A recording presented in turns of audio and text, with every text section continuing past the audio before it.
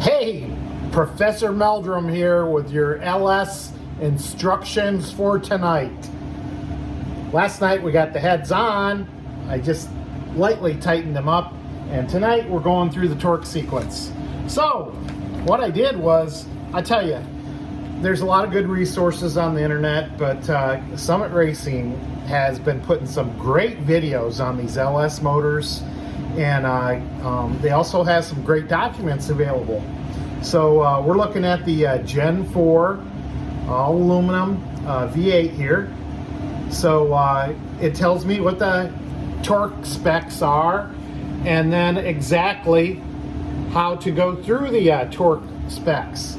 So I won't bore you with it all. I'll probably put you in fast motion here, but we'll at least walk you through the first couple of bolts here. So we're going for 22 foot-pounds on all the M11 bolts in here, and they're basically through the center of the head and towards the bottom. And then we'll wait till the end to do the M8 bolts, which are across the top here, and they need to go to 22 foot-pounds on my final pass. So first pass, 22 foot-pounds on all the M11s. Then we're going to go 90 degrees through the torque sequence on all the M11s. Then we're going to go back around 70 degrees on all the M11s. And then we're going to come back up here and hit the M8s at 22 foot-pounds. So here we go. Got my snap-on torque wrench set up here. And we're going to start right in the center of the head, and we're going to click off 22 foot-pounds.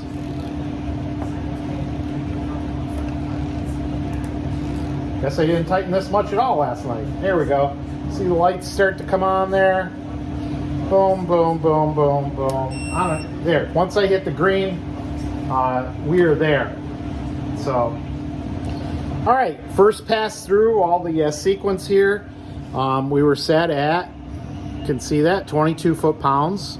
Now we're going to switch over to angle. Okay. And you can see we've got it set for 90 degrees. I tell you, and I've already done 1 and 2 as a little practice here, so we're going to switch over to number 3, and you know, watch me go here. Test it out. There's about 90 degrees.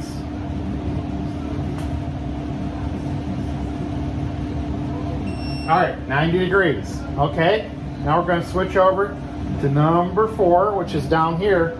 But watch this. Watch how smart this thing is. Okay. I'm going to go, say, 45, 50 degrees. And then I'm going to come back, and the thing remembers where you're at. Look at that. That's a smart wrench. Very cool. So we'll finish this up, and then we'll go, once again, around at 70 degrees. All right, so now we made all our passes on the big bolts, and we're going across on the small bolts to do 22 foot-pounds. And then we'll be all set. Should be tightened down on this beautiful Cometic gasket. Awesome. All right, so we got the heads tightened down. We're ready to start dropping some push rods down in there. And you'll notice I did this in a previous video during the winter when we were waiting for the block to come back. We went ahead and put these Texas Speed springs in, which are dual spring and got different tops and keepers, and we lapped the valves in, and we're all set to go. Also, what came with this Texas Speed kit was here's the stock push rod, okay, and here's what Texas Speed gave us. You know, very, very nice. Even says Texas Speed right on there. Performance 7.40 at 80 thousandths diameter. Now, you know, just comparing these two, they basically look the same length and about the same diameter. The only difference is the stock ones have the ball welded on here, where this is nicely formed and whatnot. So yeah, so I'll dip these in a little lubrication and then drop them down in. All right, here we go. All right, so I won't make you watch all these, but you can see, kind of make sure you drop it down in there and you'll feel it hit the, yeah, I'm going to tell you what it's going to hit. The roller thingy on the camshaft U-jammer. Yeah, we're going to school tonight. Oh my gosh. Lifter, the roller lifter. It's been a long week. I tell you, work kicked my ass this week, and it's nice to get out here in the garage. I've had fun bringing you these videos every day this week. I hope you enjoyed them. We're moving right along, so let's keep going. All right, now we're going to get a little technical. Are you ready? Are you ready, Dr. Cruz? Class is in session. All right, Orlando? Here we go. Got our roller lifter. I remembered that time. And of course the push rod goes right in there, okay? And now we're gonna start installing our rocker arms. Super easy on an LS motor compared to other motors like big block Chevys and small block Chevys. Especially simple. So, got the old camshaft here. You can see the lobes here. And what we're gonna wanna do is, got the roller rolling across there, and we're going to tighten this up while it's on the base circle. Okay, so we're gonna go through here, and I'll show you how to plop this down in a second. We're gonna go through here and tighten these by hand. Okay, make sure they're hitting the springs, because now when I took the motor apart, I kept this all in order so I get it right, because some rocker arms kind of point this way, some rocker arms point that way. I'll take a picture and show you. So when I set this down, we'll make sure all that's right. Tighten these up by hand. Make sure we're on the base circle of the cam. So the base circle is back here, not on this high spot where the lobe is, on the base circle. And we're going to tighten it down to 22 foot-pounds. Easy peasy, okay? Let's keep going with the demonstration here. All right, so we got this nice rod all loaded up with the rocker arms, okay?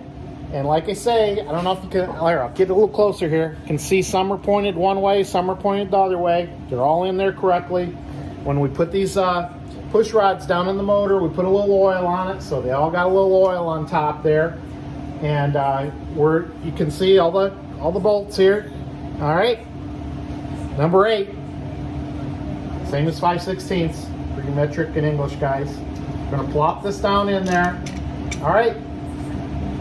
We're gonna make sure all the push rods are going in the right location here. And we're gonna tighten these up by hand for now, okay?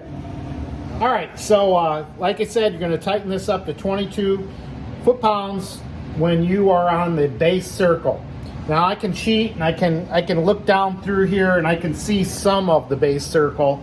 But other ones, I'm gonna have to probably rotate the engine and kind of watch. Well, yeah, I don't have it set. There we go. We're gonna rotate the engine, and I've got all these hand tight, and we're gonna watch for the valve to kind of move up and down. So you see this one is moving up and down right now. Okay. And I'll be able to tell once I get fully up. And okay, there it's going down,